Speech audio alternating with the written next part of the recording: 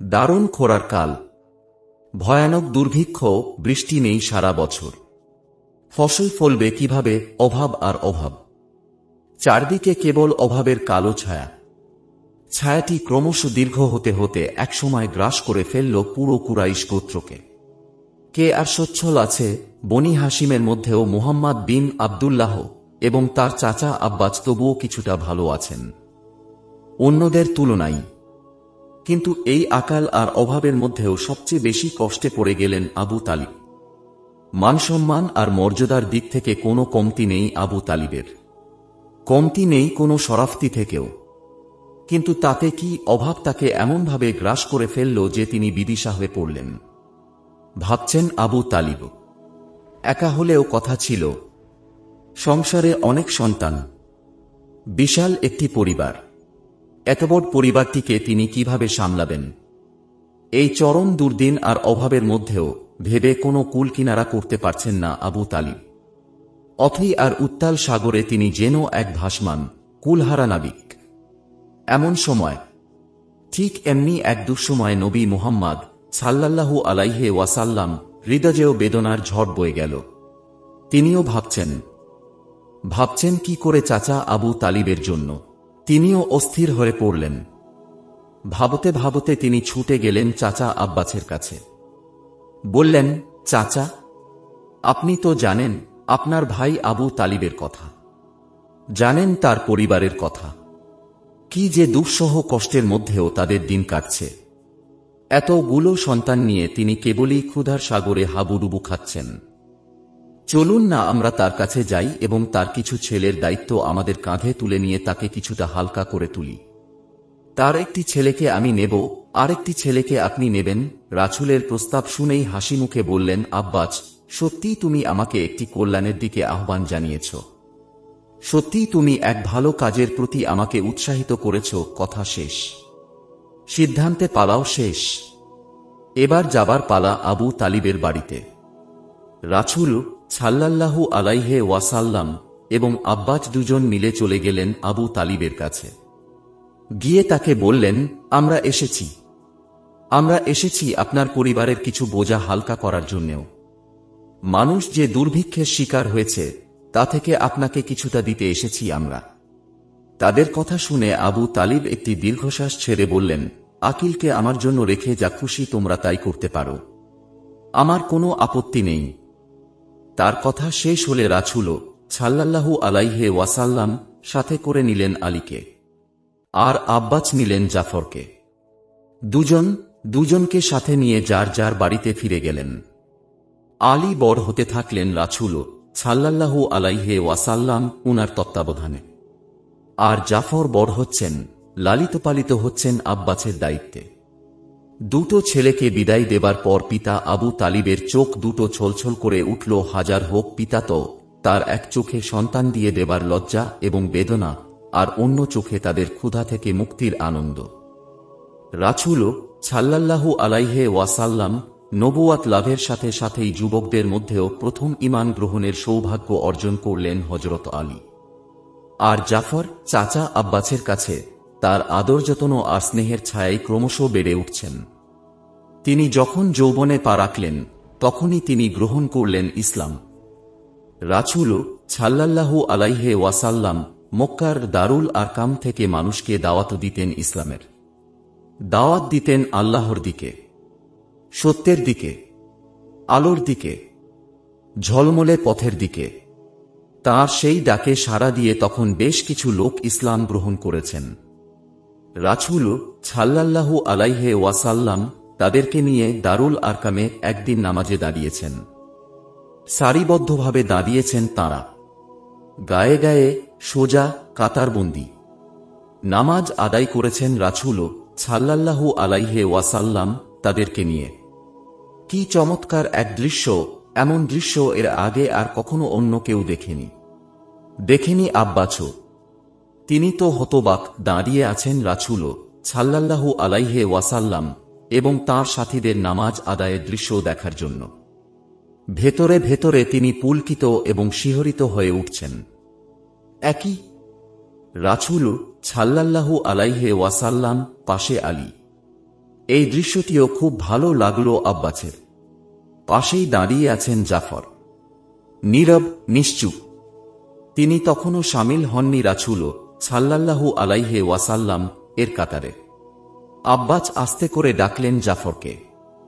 বললেন, জাফর, তুমিও তোমার চাচাতো ভাই মুহাম্মদ সাল্লাল্লাহু আলাইহি ওয়াসাল্লাম একপাশে দাঁড়িয়ে যাও না। আব্বাসের নির্দেশ পেয়েই রাসূল সাল্লাল্লাহু আলাইহি ওয়াসাল্লাম কাতারে সামিল হয়ে নামাজ আদায় করলেন। জাফর জীবনে তার এই প্রথম নামাজে দাঁড়ানো, এই প্রথম রুকু এবং যাওয়া।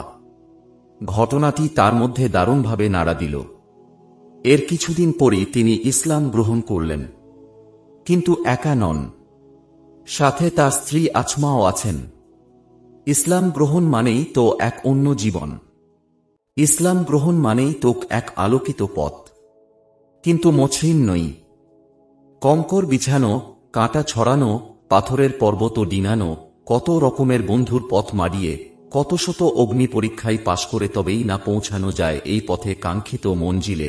একথা সে সময়ে প্রত্যেক মুসলমানই জানতেন জাফর এবং তার স্ত্রীও। ইসলাম গ্রহণের ফলে সেই সময়ে অন্য মুসলমানের ওপর যে ধরনের শারীরিক, মানসিক এবং বহুমুখী নির্যাতন নেমে এসেছিল, সেই সব নির্যাতনের মুখোমুখি হতে হল তাদেরও। তখন চলছে কুরাইশদের মধ্যেও চিরুনি অভিযান। কে মুসলমান হল? খবর নাও, ধরো তাকে, মারো তাকে, নির্মূল করে ফেলো তাকে পৃথিবী থেকে। এ ধরনের অত্যাচার নিপীড়নের শিকার হলেন জাফররাও। এমনি এক দুঃসময়ে তিনি, তার স্ত্রী এবং আরও কিছু সাহাবা চলে গেলেন প্রাণপ্রিয় রাসূল সাল্লাল্লাহু আলাইহি ওয়াসাল্লাম এর কাছে। নবীর কাছে তারা সবাই হিজরতের অনুমতি চাইলেন। আবেদন শুনে রাসূল সাল্লাল্লাহু আলাইহি ওয়াসাল্লাম তাদেরকে হাবশায় হিজরতের অনুমতি দিলেন বটে, কিন্তু অত্যন্ত ব্যথা ভরা হৃদে। কিসের ব্যথা? রাসূল সাল্লাল্লাহু আলাইহি ওয়াসাল্লাম হৃদয়কে আকুল করে তুলছে বারবার। ভাবছেন, এই সেই মাটি, এই তো সেই সব গৃহ, পথপ্রান্তর, আলো বাতাস, যেখানে এরা ভূমিষ্ঠ হয়েছে, যেখানে এরা পেরিয়ে এসেছে শৈশব, কৈশোর। আজ সেই আপন ভূমি ছেড়ে এদেরকে পাড়ি দিতে হচ্ছে অজানার পথে। এর চেয়ে বেদনার আর কি হতে পারে? কিন্তু এদের অপরাধ, কোনো অপরাধে এদের ছাড়তে হচ্ছে প্রাণপ্রিয় মাতৃভূমি। অপরাধ আর কিছু নয়, সে কেবল ইসলাম গ্রহণ করছে। একমাত্র ইসলাম গ্রহণের ফলেই এদেরকে ছাড়তে হচ্ছে স্বদেশ। রাসূল সাল্লাল্লাহু আলাইহি ওয়াসাল্লাম এর জন্যেও ছিল এটা একটা আফছাচের বিষয় বটে। জাফর চলছেন তার সাথীদের নিয়ে। কাফেলাটি এগিয়ে চলেছে হাবশার দিকে। নেতৃত্বে আছেন জাফর। তার নেতৃত্ব একসময় তারা পৌঁছে গেলেন হাবশায়। আশ্রয় নিলেন সেখানকার সৎ এবং দর্দি নাজ্জাশীর দরবারে। নাজ্জাশীর দরবারে আশ্রয় লাভ করে তারা হাঁপ ছাড়লেন। কিছুটা স্বস্তি বোধ করলেন। নাজ্জাশীর দরবার কোনো শঙ্কা নেই, কোনো ভয় নেই, নেই কোনো সংকোচ। বরং প্রাণ খুলে তারা এখানে মহান রাব্বুল আলামিনের ইবাদাত করার সুযোগ পেলেন। মক্কার কুরাইশ কাফেরা তখনও ক্ষিপ্ত। তখনও তারা কূটকৌশল আর ষড়যন্ত্র থেকে পিছিয়ে নেই। কি কৌশলে হাবশায় হিজরাতকারী ওইসব মুমিন মুসলিমকে হত্যা করা যায়, কিংবা ফিরিয়ে আনা যায়, কিভাবে? অনেক ভাবল তারা। যত না ভাবল, তার চেয়েও বেশি বিস্তার করল ষড়যন্ত্রের জাল। কিন্তু শেষ পর্যন্ত কোনো ষড়যন্ত্রই তাদের কাজে এলো না। সবই বিফল হল সত্যের কাছে, সাহসের কাছে, রাব্বুল আলামিনের ফায়সালার কাছে। সত্যিই তো, কাফের মুশরিক কিংবা ইসলামের শত্রুদের কোনো ষড়যন্ত্রই শেষ পর্যন্ত সফল হতে পারে না। সফল হয় কেবল আল্লাহর রহমত এবং ফায়সালা। হাবশাই হল তাই। চক্রান্তকারীরা ব্যর্থ হয়ে সেখান থেকে ফিরে এলো। জাফর এবং তার স্ত্রী হাবশার নাজ্জাশীর দরবারে পরম যত্নে, পরম সম্মানের সাথে, নিশ্চিন্তে এবং নিরাপদে একে একে 10টি বছর পার করে দিলেন। 10 বছর পর 7ম হিজরিতে জাফর তার স্ত্রীসহ আরও কিছু মুসলমান হাবশা থেকে ইয়াছরিব, মদিনা দিকে যাত্রা করলেন। কি বিস্ময়কর ব্যাপার! তারাও মদিনায় পৌঁছলেন, আর এদিকে রাসূল সাল্লাল্লাহু আলাইহি ওয়াসাল্লাম খাইবার বিজয় শেষ করে মদিনায় ফিরলেন। জাফরকে দেখে রাসূল সাল্লাল্লাহু আলাইহি ওয়াসাল্লাম এত খুশি হলেন যে তার চোখের মাঝখানে চুমু দিয়ে দয়ার নবীজি সাল্লাল্লাহু আলাইহি ওয়াসাল্লাম আবেগ ভরা কণ্ঠে বললেন, আমি জানি নে খাইবার বিজয় আর জাফরের আগমন দুটির কোনটির কারণে আমি আজ এত বেশি খুশি।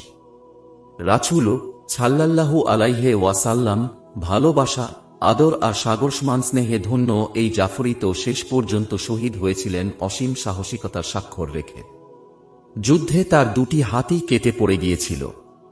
তার শাহাদাতের পর হযরত জিব্রাইল আল্লাহর পক্ষ থেকে রাসূল সাল্লাল্লাহু আলাইহি ওয়াসাল্লাম কে জানান সেও সুসংবাদ। বলেন, আল্লাহ তাআলা জাফরকে তার কর্তৃত দুটি হাতের বদলে দান করেছেন দুটি রক্তরানা হাত। তিনি এখন জান্নাতে ফেরেশতাদের সাথে উড়ে উড়ে বেড়াচ্ছেন। আল্লাহর দেয়া নতুন দুটি হাত নিয়ে জাফর ফেরেশতাদের সাথে বেহেশতে কবুতরের মতো উড়ে বেড়াচ্ছেন। বিষয়টি হয়তো আমরা আগেও জেনেছি, কিন্তু আমরা কি জানি এই জাফরই আবার ব্যক্তিজীবনে কি অসাধারণ এক মানুষ ছিলেন। আবু হুরাইরার রাদিয়াল্লাহু আনহার বর্ণনায় আমরা তার যে সামান্য ইঙ্গিত মাত্র পাচ্ছি, তাও তো বিরল এক দৃষ্টান্ত। তিনি বলেছেন, আমাদের মিসকিন সম্প্রদায়ের প্রতি জাফর ছিলেন অত্যন্ত সদয় এবং দয়ালু। আমাদের সঙ্গে নিয়ে তিনি বাড়িতে যেতেন। তার বাড়িতে যে খাবার থাকত তা আমাদের খাওয়াতেন। যখন খাবার শেষ হয়ে যেত তখন তার ঘিয়ের মশকটি বের করে আমাদের দিতেন। মশকটির ঘি শেষ হলে সেটা ফেঁড়ে তার ভেতরের গায়ে যেটুকু লেগে থাকত তাও আমরা চেটেপুটে শেষ করে ফেলতাম। এমনই ছিল জাফরের উদার হৃদয় আর মানুষ হিসেবে। রাসূল সাল্লাল্লাহু আলাইহি ওয়াসাল্লাম নিজেই বলতেন, আমার আগে যত নবী এসেছেন তাদের মাত্র 7 জন বন্ধু দেয়া হয়েছিল, কিন্তু আমার বিশেষ বন্ধুর সংখ্যা 14 এবং জাফর তার একজন। কি অসাধারণ উচ্চারণ! রাসূল সাল্লাল্লাহু আলাইহি ওয়াসাল্লাম কি এক দর্দভরা কণ্ঠ! দয়ার নবীজি সাল্লাল্লাহু আলাইহি ওয়াসাল্লাম অপূর্ব এক বিস্ময়ে ভরা জীবন ছিল হযরত জাফরের। যেন নীলে ঢাকা বিশাল আকাশ, সেই আকাশের বুকে জেগে আছে সোনার থালার চেয়েও উজ্জ্বল এক গ্রহ। যখন ঘুমিয়ে আছে পৃথিবী, যখন ঘুমিয়ে আছি এবং সকলেই, তখনও তিনি সেই সোনার গ্রহ। হযরত জাফর জেগে আছেন, উঠছেন এবং হাসছেন। আমরা কি তার সেই হাসির শব্দ শুনতে পাই? আমরা কি তার সেই উজ্জ্বল বাহু দুটি দেখতে পাই?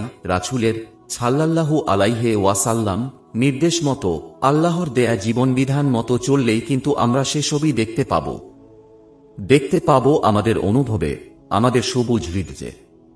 চোখ বন্ধ করলেই কিংবা ঘুমের মধ্যেও দেখতে পাব সেই সোনালী গ্রহের ছায়া। এর জন্য আমাদের প্রয়োজন কেবল রাসূল সাল্লাল্লাহু আলাইহি ওয়াসাল্লাম উনার পথ অনুসরণ করা এবং জাফরের মতো সর্বস্ব ত্যাগের এক মহান দৃষ্টান্ত স্থাপন করা। কাজটি হয়তো সহজ নয়, কিন্তু তাই বলে আবার অসাধ্য কিছু নয়। আল্লাহর খুশি ছাড়া, রাসূলের সাল্লাল্লাহু আলাইহি ওয়াসাল্লাম ভালোবাসা ছাড়া আমাদের আর কি বা চাইবার থাকতে পারে? আর এমন কি বা আছে আল্লাহ ও তাঁর রাসূলের খুশির চেয়ে মূল্যবান? হযরত জাফরের মতো আল্লাহর পথে জীবন দিয়ে গ্রহ কিংবা গ্রহের ছায়া হয়ে ওঠা সত্যি এক দারুণ সৌভাগ্যের ব্যাপার।